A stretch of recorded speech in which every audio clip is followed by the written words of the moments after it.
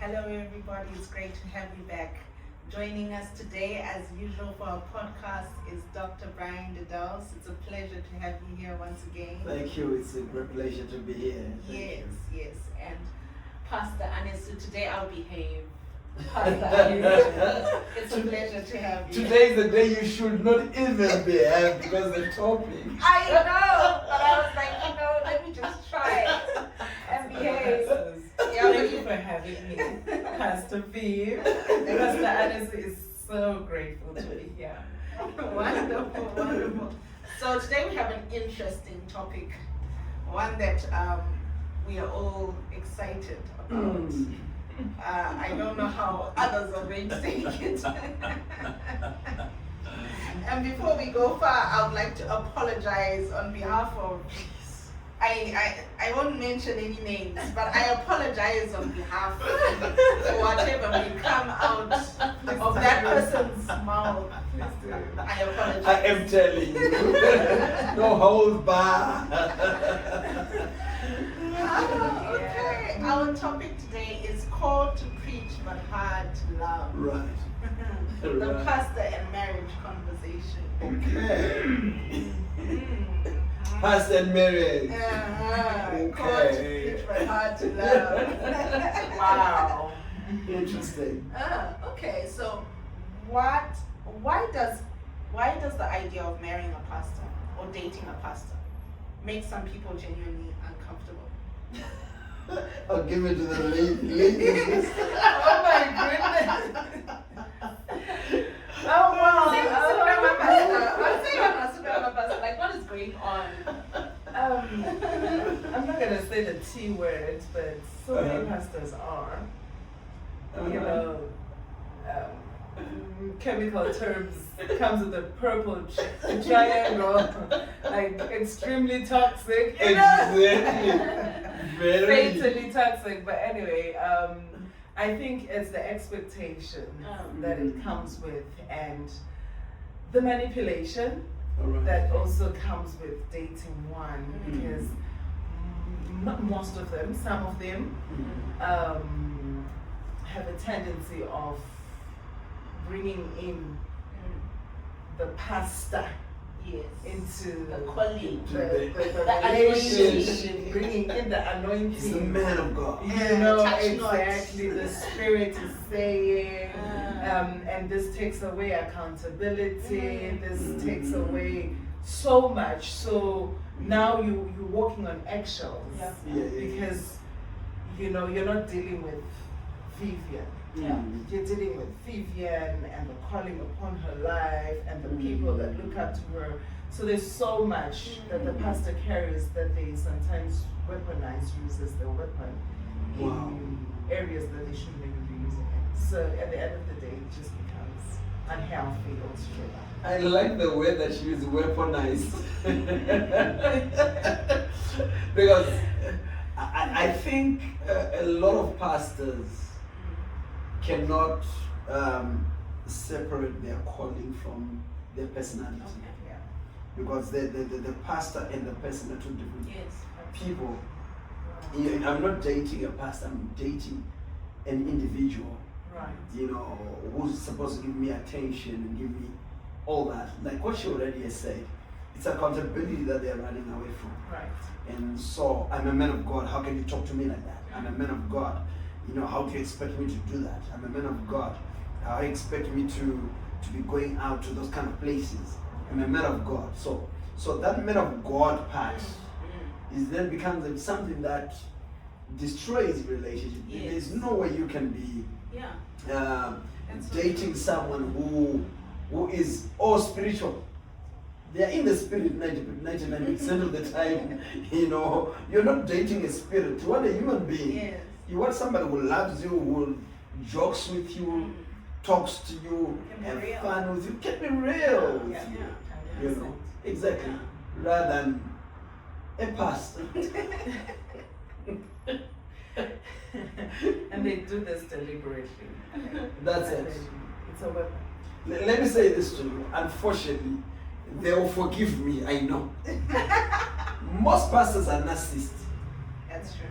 Extreme narcissists. you know, very manipulative, very controlling, you know, not accountable, will do whatever they want when they want, and you should just get on with it. You know, you should accept it because I'm a man of God. I'm on top of the world. You know, I'm more superior than you. Which is totally wrong. When you're talking relationships, be that on the pulpit, and when you get off from the pulpit, be an individual. Be a husband, be a boyfriend, be somebody that someone can relate to. Okay, right. So our next question, just to add on to that, is the hesitation about the person or the pressure that comes with the title. You've given us this side, but what about that side? Is the hesitation to do with the person or the title? Yes. I think where the challenge is, most pastors are not able to separate the title from the person. So that's where the hesitation is coming from. Is that inability to separate. That on a weekend, on a Friday, on a Saturday, I'm not a pastor. I'm a boyfriend. My girlfriend wants to be taken out. Let's go out. Let's go eat out. Let's have fun.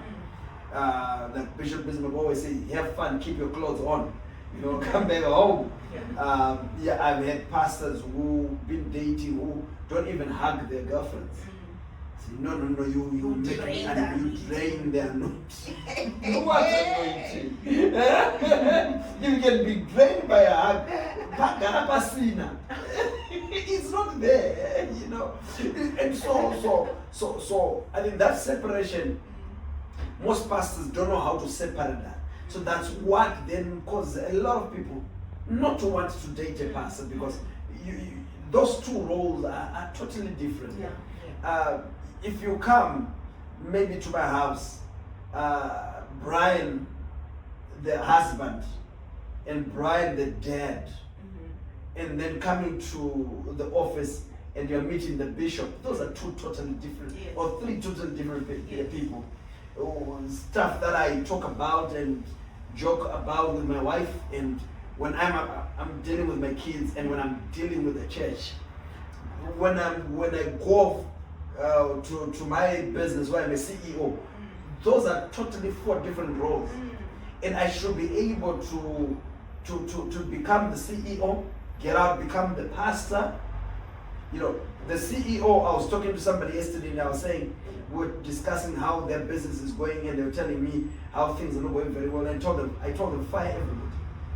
And like, but Bishop, I said, those families, what will they eat? I said, are you the United Nations? Are you God? You're not God. Right. Fire everybody, let them go. Why should you suffer? Because there were 50 people you want to keep, or 100 people you want to keep, and they are not doing anything anyway. Let them go. I said, you will be shocked. A week later, they got new jobs, they're doing something else. Their life is moving on. But you are suffering every day, trying to raise money, to give them money to come at your company and sit. Doesn't work. But if I move from that role, being a businessman, I come into my office and somebody walks in and says, my child is not going to school, please, all I need is $20 for. It's completely different. But I just fired people. Wow. And I'm coming here and I'm looking for the $20 I give it to somebody to pay their school fees. So that role is different. When I get home, I've got a totally different role as a father. I've got a totally different role as a husband. So most pastors can't separate that. That's not a problem. Wow. You mentioned about de-rolling. I think that's where everything lies on. The inability to separate.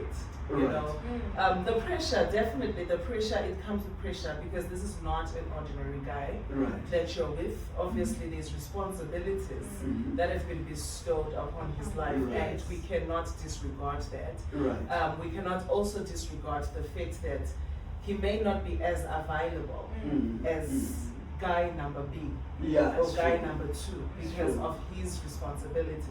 However, like he said, there is need for the pastor to be very capable of separating. Because the moment you fail to do that, then you're going to fail.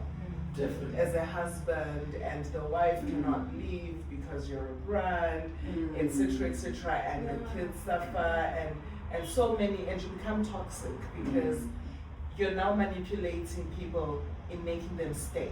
Yeah. You make them stay not because you're a good person, but because these things attached to you. And you know this thing that pastors have, like, if you leave me, you know, stuff happens. You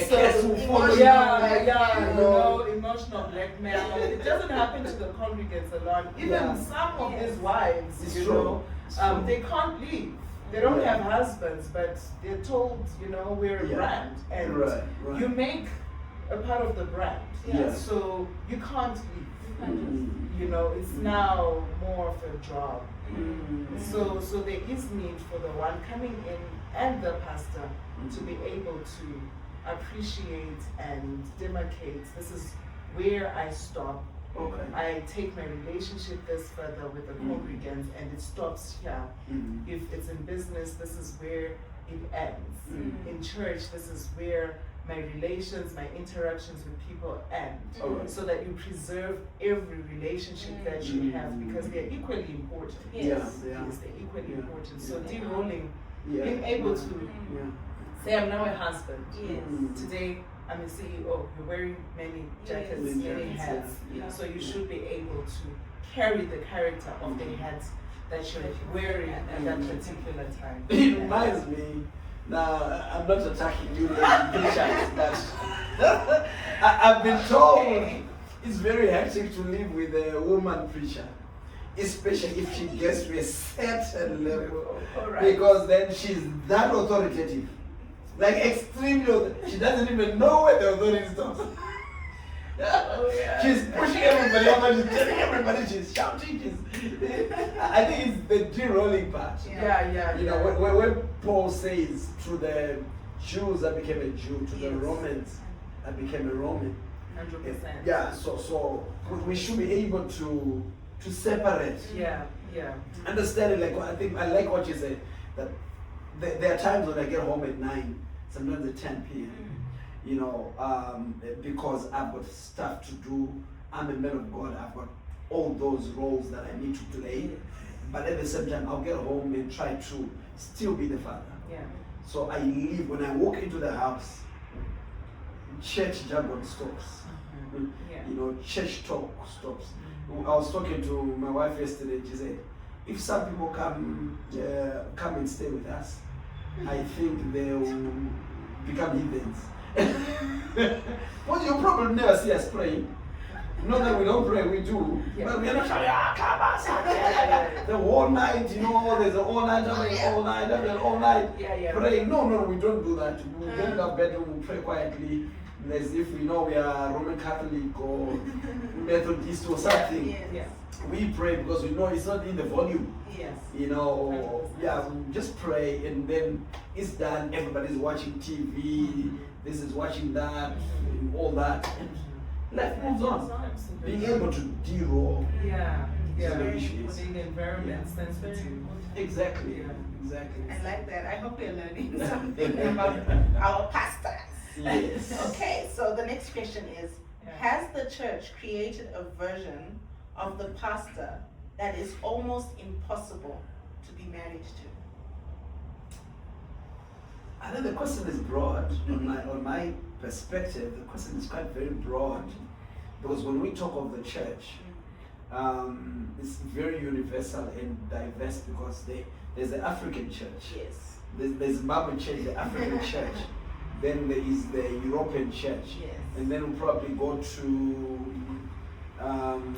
when we come to the Zimbabwe church, for example, we have got, like what one man said, we've got the prophets, and then we've got the church. So the prophets will have 20 bodyguards and all those kind of things, and so they have created a certain image about who a man of God is, and unfortunately, it has become the image that most young men want. Why? Because it's associated with success, it's associated with money, it's associated with big churches, it's associated with so much respect. And so it's very easy to see a very young man, 20, 18, 20, 21, you know, he's got 4 or 5 armor bearers. You know, as he walks around, he wants to be driven in a car, and there are 2 cars following him. I had one young man like that who had ended up with a very huge church somewhere in Kariba. Fortunately, he's fallen by the wayside. But whenever he would travel, there would be like 20 cars with him. Any given time, there are 20 cars traveling with him wherever he goes.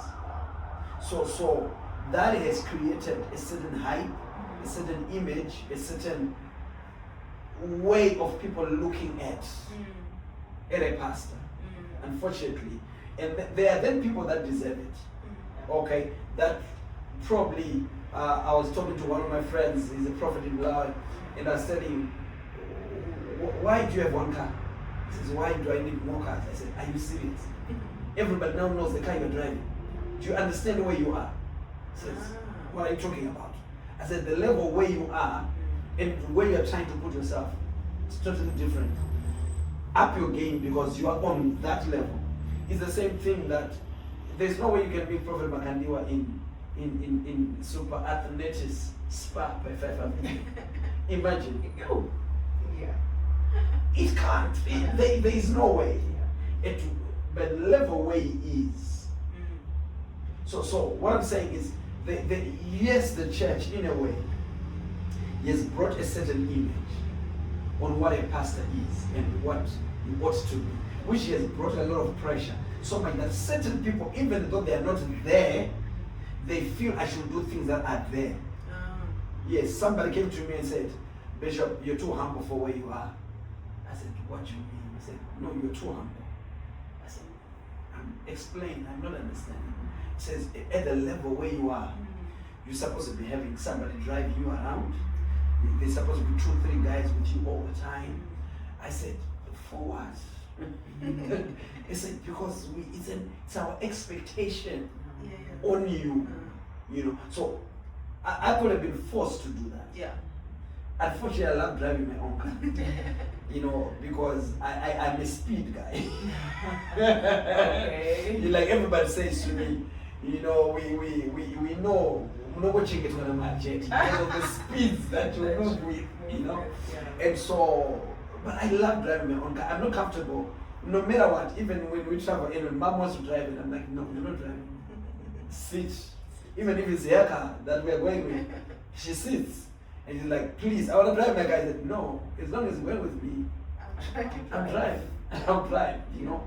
So, but expectation That's true. is I should be seated at the back, being driven by somebody, etc., and all those kind of things. Thank you so much. Well, he said it all. I think the expectation is basically man-made. It's from people, and it's creating this artificial, you know, image that really doesn't count much when it comes to real importance, the fundamentals. So if somebody is just able to ascertain what's important, what should they follow, what should they look for, and what should they do as a pastor's partner, then they're safe. But if you're going to conform, unfortunately, to these man-made settings, then we're gonna have big problems. Yes, That's imaginable. Yeah. All right, thank you so much for your answers, guys. So our next question is, what do most people not understand about what it actually costs to love someone in ministry? What does it cost to love somebody? Oh my goodness! Well, in all fairness, She looks ready to answer this one. in all fairness, I don't know, standing guided by the bishop, I feel like sometimes your emotions are invested in the work. Yeah. You know, Yeah. so I may sometimes be a bit emotionally unstable. Completely. You know, until something is done or until a certain, you know, burden is lighter. Yeah. However, it will still come back to Exactly. the ability to de-roll, you know. However, it's something that we cannot disregard. It's something that we cannot invalidate. Your emotions are in ministry, Yes. Yeah. of course. Mm. So a partner should also then be able to understand, sometimes. However, it shouldn't be so bad that I have to rope in everybody to carry my No. burden, because you're the only cold one. Mm. You're the one with those encounters and everything, so you can't punish everybody. Yeah. Carry the cross. You said yes, my soul says yes. Yeah. My soul, not our souls, So you should be able to then maneuver around, everything that it comes with, because it's a lot, and it can be a lot to deal with, especially when it comes to your partner. I think I would add and say, from what she's saying, the ability, for you to date somebody who's in ministry, you have to have the grace to carry them. That's true. That's what the problem is, That's true. because That's not everybody is graced to be married to someone in ministry. I've never. Like I'm saying, she's famous on TikTok and everybody. I'm wondering, you being married to your husband and you're married to her, a famous wife, what do? Are you comfortable with it? Are you comfortable with the comment section? I think I gave an example last time of her when the day she graduated from Bible school, and some guys were like, I'm church, hey, and we are parents, so we want to come to church. So I'm wondering, you are the husband and you're reading. And you're reading through the comments. So you should have the grace to carry Yes. that kind of a person, because then you feel like, no, why is she going to church? So a lot of men are looking at her and blah blah blah blah blah. But so that's where the grace to carry someone comes. So not everybody is called to carry someone in ministry. I think there's a woman of God who passed away a couple of years ago, and we celebrated.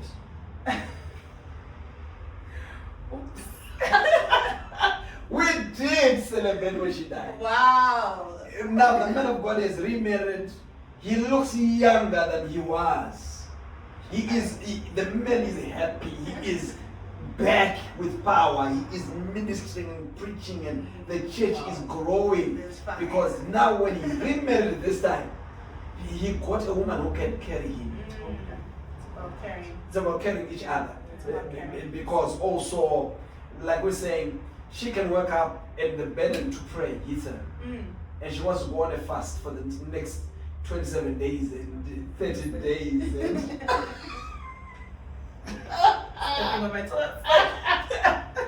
And here you are, husband. How do you do? How do you manage? You don't want to disturb the woman who's on a fast. And only And she's that's the same God, family, everything else. So that ability to carry a person like her is then necessary, because you then should understand she's on a fast. My wife goes on a fast every week for 3 days. 3 days, 3 nights every week. And so, person who's on 3 days, 3 nights, you don't want to be talking nonsense. You don't want to be disturbing. So once she starts, I'm out of her way. I get home at 10 p.m. majority of the times, because then hi, how are you? And then she's already sleeping. I don't want to be talking in nonsense of what I went through, of what my day was all about. And that's it. And then after 3 days, we start talking. So that ability to be able to carry someone like that, who has got the grace to fast. It's your grace, it's not my grace. So that is necessary. Otherwise, if you don't, you should not. Because I don't need something, exactly. Yeah, like I'm saying, you can wake up and just feel, 12 midnight, I have to go and pray like now. And this week I have to go to the mountain and be in a 2 days, 3 days prayer and fasting. And then you feel, no, but we had arranged to go for holiday. And whatever it is telling this is urgent. God is saying this is urgent. I have to go to talk, or there's something I've been told to go and sing and pray for. But So you have to have the grace to be able to carry them and say, you know what, do what you ought to do. Yeah. It's okay. So it's the grace that helps the calling and the marriage to coexist Exactly. in an effective and right way. It is. Yeah. It is that grace. It is that grace. So if you're not called for it, don't go for Drop it. it. All right, our next question is, at what point does dedication to calling become neglect to the person closest to you? Dedication to calling becoming neglect. I don't think it's for me it's you can be so dedicated to calling, but still might not neglect your person. Like she has already mentioned the issue of de-rolling. Yes. I'm a pastor at church. I'm not a pastor at home. So we should understand We should if I get home by this time, I'll give attention to my kids. Yeah. Okay. I travel a lot, and so when I'm back at home, for example, for me, I want to spend more time with Komoso because he's the youngest. He's the one that's at home. So when I leave, I'm getting him into the car. Let's drive. Let's go out. We go out. We have fun. We laugh. We eat out. We play. So he understands. My dad has traveled, but when he comes back, he makes time for me because what is more important for me, especially for most what we're calling neglect, is a lot of pastors. Yes, they're making money in providing the car, the house, the food, the whatever, but they are not emotionally invested in their own families and in their own children and in their own relationships. So that's why we have a lot of pastors' children. We are delinquent, completely delinquent. You know, drugs, drinking, whatever, because he is not emotionally available. He is emotionally available for everyone else's children. He's counseling everybody else's children. He's taking time with everybody's children. He's talking to everybody's children. He goes out of his way for everybody's children. I was talking to some girls, they're twins, and their father is a pastor. And they said, we've been asking our father to help us get our driver's license. And he says, no, when I get money, then I will help you. And then the money comes, he does not help us. And what he has done is he will go and help some people in the church that will come and ask for money. He gives them all money, and we don't have the money. So we have stopped going to his church. Wow. Wow. Because it says it's why we have stopped, not because we hate our father, but it's painful for me to see that the money that was supposed to be helping me is helping everybody else in church. Exactly. Yeah. So a lot of pastors then don't take time, like we say, to zero and then invest here. Yeah, like I always try to tell most pastors, if I die today, ABN will have a new president. Yes. Because the constitution says so. Covenant Lives will have a new bishop because the constitution says so. My company will definitely find a new CEO because they need the company to be sustained and to go forward. But my children will never have a new father. That's true. That's true. So they need to be invested. You have to be. Yeah. You have to be. You have to be.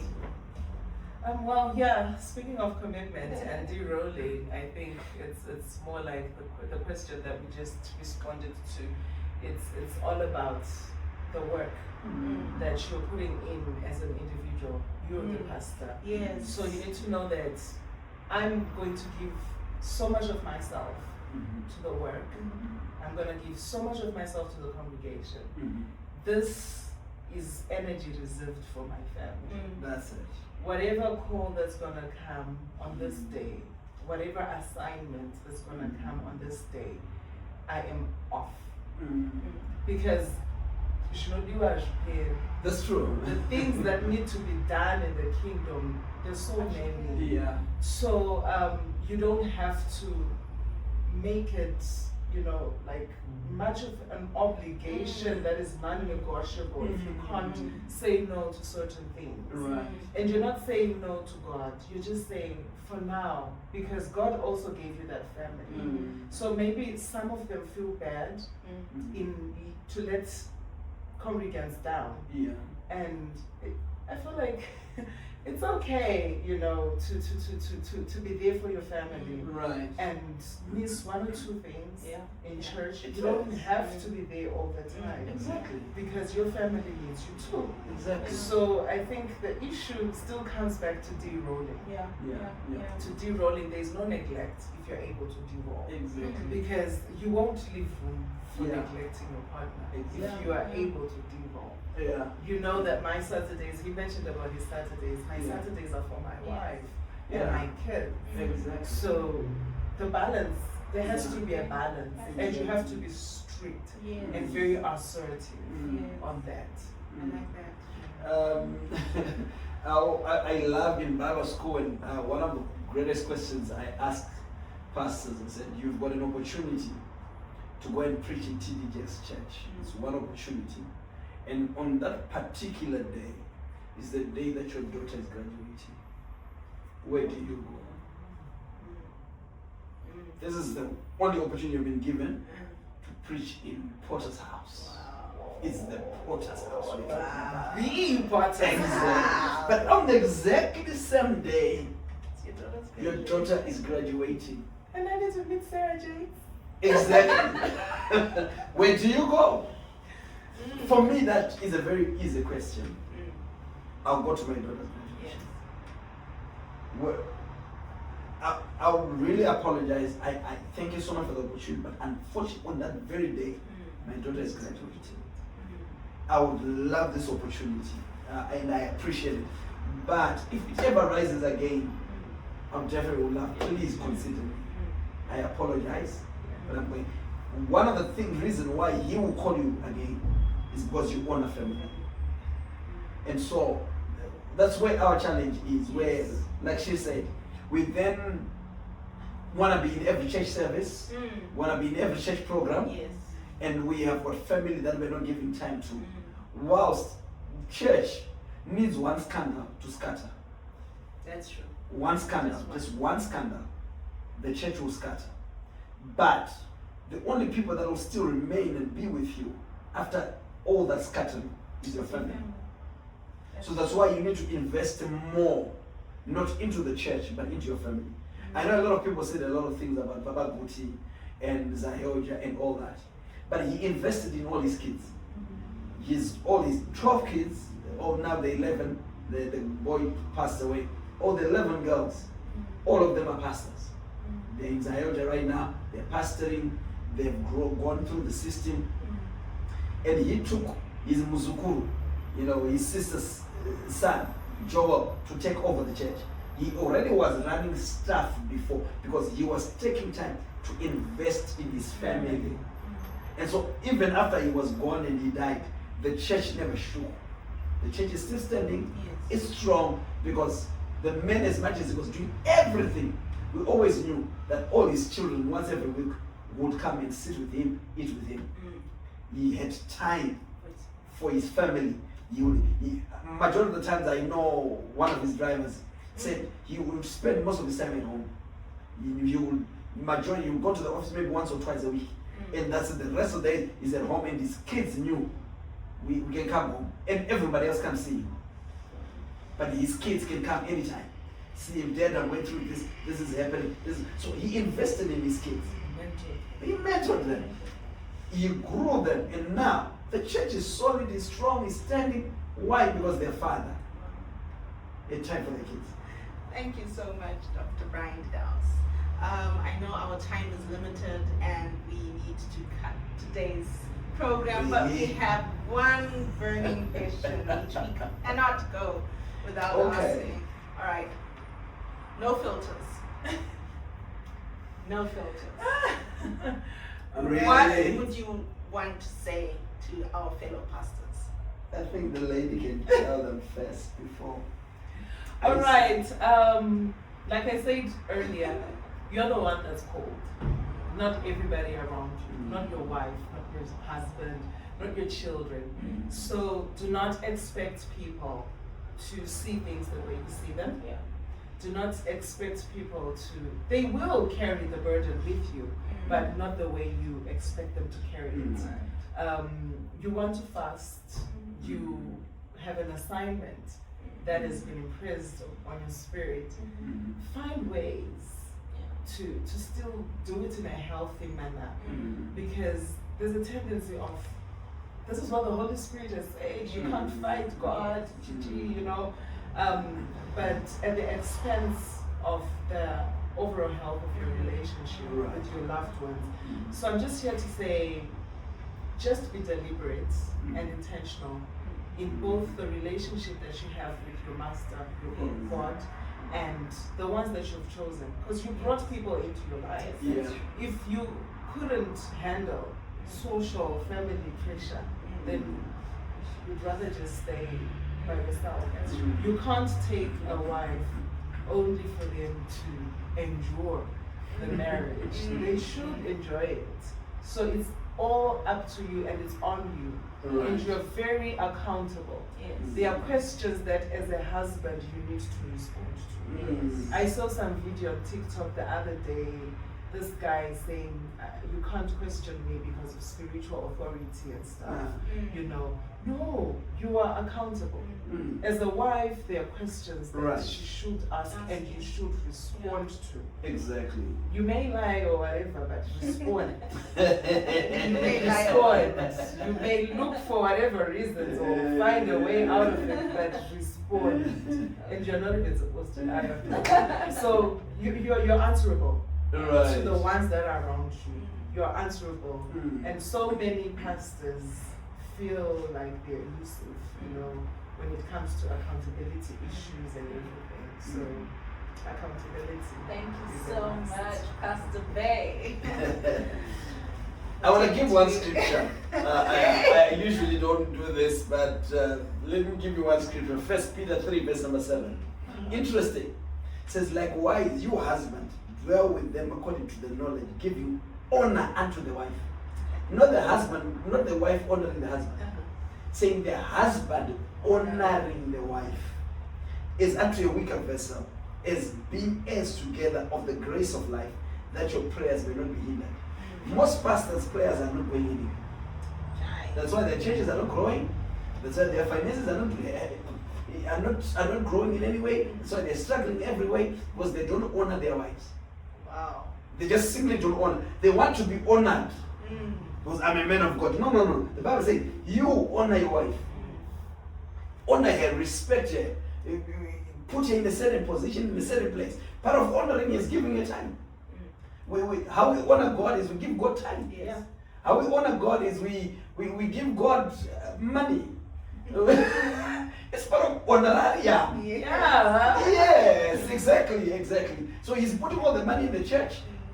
His wife is struggling. There's no money in the house. She has to do by with pittance and small little change in the house. And then that's not honor, that's dishonor. Never texts his wife for a holiday. Never goes anywhere. You know, all day from January to December they're in church. That's all that they do. She's never been in a hotel room, never been in an aeroplane. No, we're sacrificing for the work of God. You are not. Because when you get to heaven, most pastors are going to hell. I am telling you. Oh my goodness. They don't honor their wives. They don't love their children. That's what the Bible says. A good man leaves an inheritance for his children's children. They are not leaving that for anyone. They are putting it all into church. I always tell everybody, I've never argued with my wife. The only time I argued with my wife was because she was putting so much money into the church. I was laughing with her. I said, I'd rather dream about you pouring in some money, which was like $2,000 that you wanted to give away. And I was shouting at her, like, you're not doing that. We would rather leave that money to our children rather than leave it to the church. Yes, we give, but we're not the only ones. Churches and associations, let everybody give. We're not the only ones giving. Why should we be? So we should be so focused on our families, our relationships, build that Because that way, when you get to heaven, our rewards will be greater. Yes. Because most pastors, they don't care. They love their church so much. So if you love your church, be like Peter. Don't get married. Don't be in a relationship. But if you want to have a family, you have to balance that. Love your family first. Church comes after church. There's God, there's your family, then there's church. Loving God and loving the church are two different things. And until we learn that, Yeah. then we'll never go anywhere. Yeah. Yeah, because Sure. so much are giving themselves to the church and not to God. Not to Yes, God. yes. Exactly. Yes. Exactly. Wow, thank you so much. And like I said, I hope we've all learned something, and that pastors, we are taking corrections from what we have learned today. It was such a Right. pleasure, Pastor Bay, Pastor So Anisu. We love you so much. Thank you for having us, for joining us. Dr. Brian Didaus, the Bishop. Thank you. Thank you for It's been a joining pleasure. us. Yes. It's been a pleasure. It's been a pleasure. Thank you. Thank you so much. We meet again next time. Sure. Bye.